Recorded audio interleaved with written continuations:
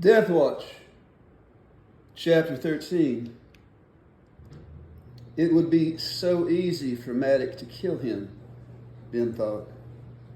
If Maddox noticed his tracks in the path, or if the sand where he was buried was disturbed enough to attract his attention, or if he just happened to see the two little tubes sticking up out of the sand, it would be a simple thing for him to walk over to Ben's grave, stand on top of it, and put his finger on the end of the tube. With the weight of Maddox added to the weight of the sand on top of him, his arms pinned to his sides, he would be helpless, and in 2 or 3 minutes, he would be dead.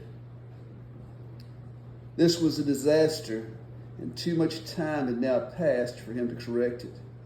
He could not move now, could not spring up from the sand and escape. He was trapped here, as though Maddox himself had planned this thing. Ben couldn't tell from which direction the steps were coming. There was no way to distinguish that. But they were coming. They were only soft whispers of sound at first, but now he could distinctly hear Maddox's hard-soled boots on the small rocks. The sound stopped. He is standing there, Ben thought in terror. He's seen something and stopped walking. There was a faint, unrecognizable sound in the tube for a second, and then silence again. Had it been Maddox talking, taking the rifle off his shoulder, or putting the tool bag and the rope down? He heard the sound again, but it was so soft and so indistinct that he could not even guess what was making it. And then he felt a movement, the sand around his body seeming to compress slightly. Maddox is coming toward me, Ben thought. He's seen the tubes and is coming. He thought of pulling the tubes down below the sand, and then realized that in itself would kill him, and to do it, he would have to move an arm, which would also get him killed. He was absolutely helpless. The almost imperceptible compression of the sand continued, coming, Ben thought, in quick spaces, waves. And then there was no more movement. Is he standing there, looking down at the tubes? What is Maddox doing? Why is he taking so long? As though in answer, Ben heard a faint and apparently faraway chink, a tiny metallic chink. He heard it again and then again. Maddox was hammering on something. Ben listened, concentrated. He was hammering not on rock, but on metal. Unless the man completely understood the passage of sound down the tube, unless he knew that it came to Ben without direction and was so distorted as to be hard to identify, then he was at the base of the butte, hammering his spikes in the wall. But if Maddox did understand, he could be standing within 2 feet of Ben and simply clicking the sling ring against the barrel of the rifle. How would he know what sound would be like coming down a tube directly into your ear? I don't think he knows that, Ben decided. Pushing with his arms and the muscles of his shoulders and neck, he forced his head up slowly through the heavy sand, inching up until his elbows were under his back. When his head was out of the sand, he shook it only enough to hear the sand from his eyes and then opened them. Maddox was almost to the top of the sheer wall, the wide ledge going up to the top of the butte only a few feet above him. He was standing in a foothold he had cut. The rope around his waist was attached to a tent peg he had driven into the wall just above his head. He looked like some huge, distorted fly clinging to the rock as he leaned back, methodically chipping away. Ben got out of the grave as fast as he could and began pushing the sand back into it. He had almost covered the rubberless yoke of the slingshot when he changed his mind and fished it out. He smoothed the sand hurriedly and then tried to make only indistinct footprints as he went over to Maddox's path. Once behind the slab, he began to run toward the Jeep. As he ran, he wondered where Maddox's gun was, trying to remember if Maddox had it slung over his shoulder. He could not remember seeing it at all. Perhaps Maddox, not yet ready to climb the butte, felt so secure that he had not even taken the gun with him. Perhaps it was there in the Jeep with the Hornet. Ben brushed the hope aside, not wanting it to cloud anything. The gun was what he must concentrate on first. As long as Maddox had the gun, Ben could not draw him close, could not control him. But once he had the gun, he was still 15 feet from the Jeep when he saw the beat-up stock of the Hornet sticking out of the steel scabbard below the windshield. The sight of it made him feel good. He loved that old, obsolete gun he had had ever since he was a kid. These modern guns were hotter with more velocity, flatter trajectories, and greater accuracy. But Ben knew to the fraction of an inch what that old Hornet would do and wouldn't do. And it was all the gun he had ever needed. He streaked around behind the Jeep, and there, concealed from Maddox, crouched and looked over the back. Maddox was still hammering away at the wall. The big .358 Winchester was on the ground below Maddox, standing propped up against the wall.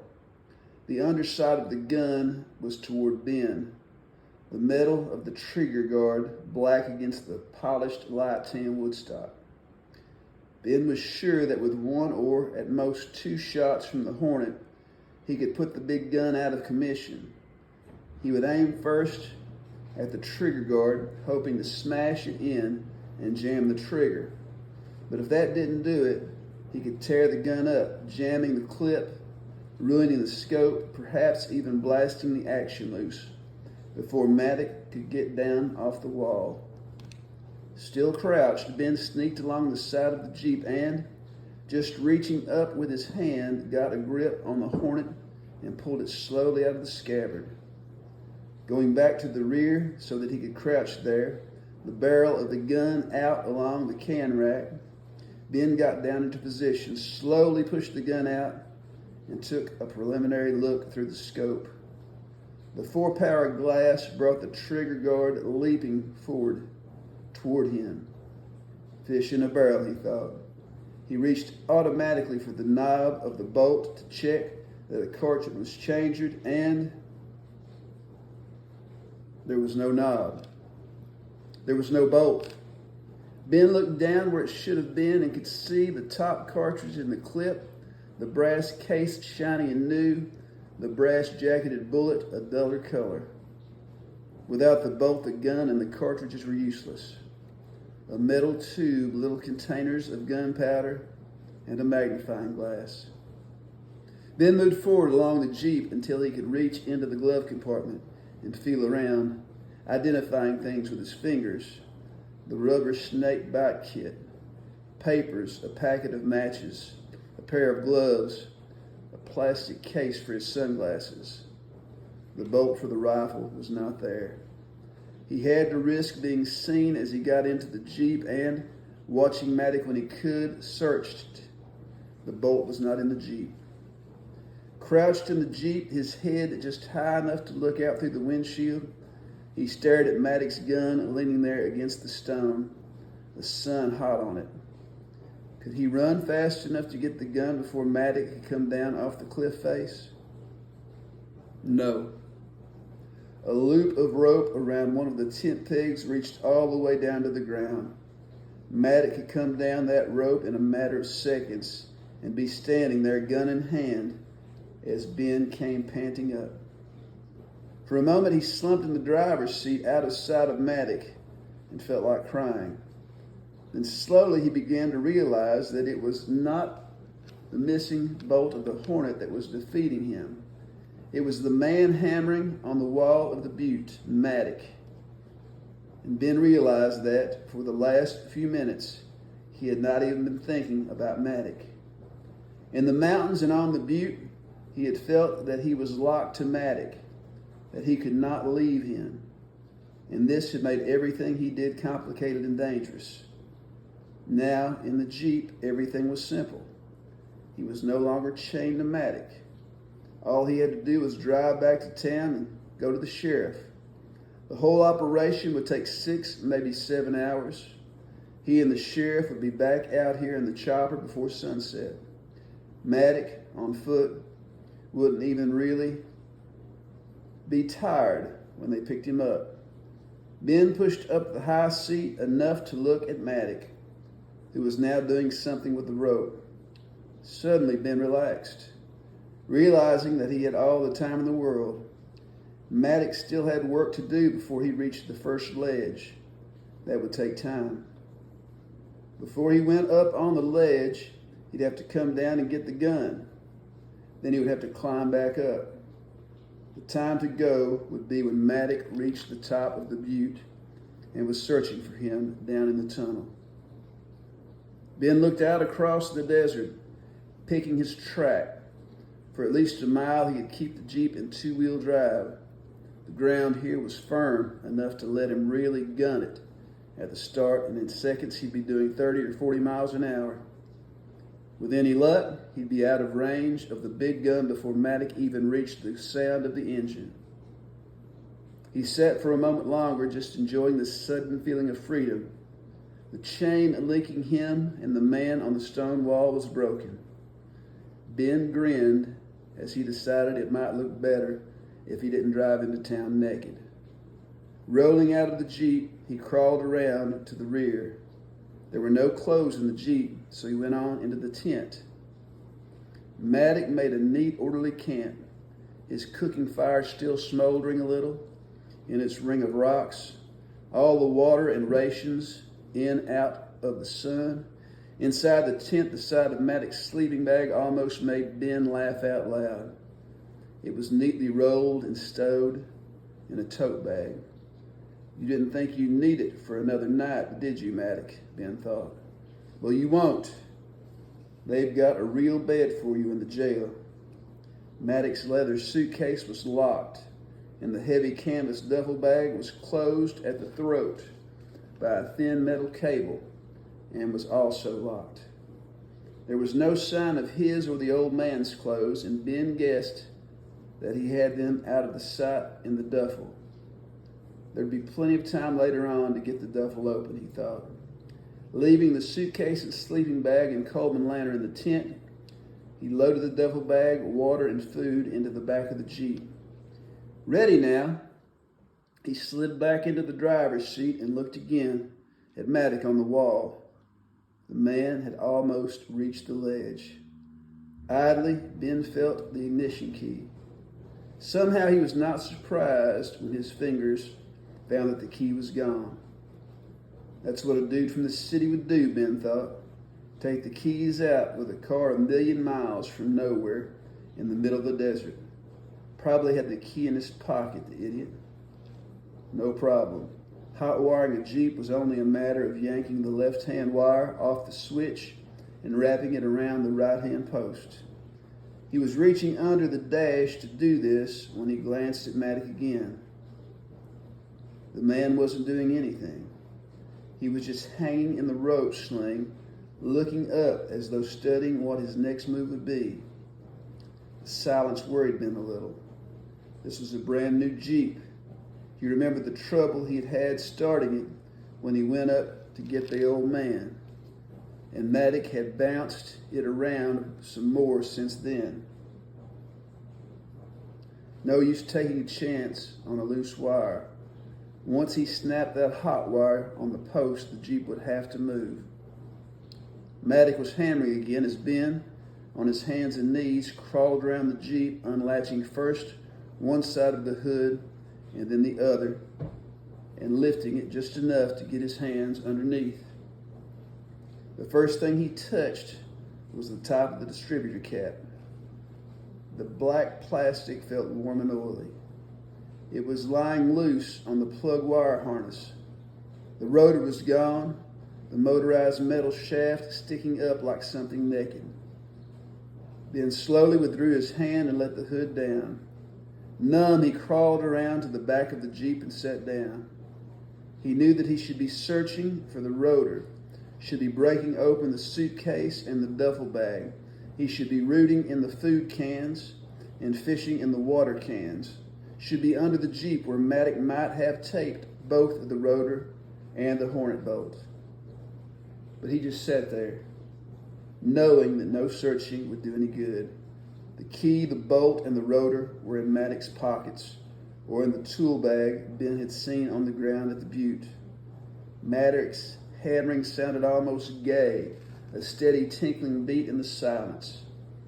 The chain between them was there again. He and Maddox were again locked together. The feeling that he had had in the tunnel came slowly back.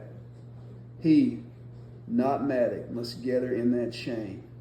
He must draw Maddox to him, closer and closer, until at last he could reach out with his hand and touch him.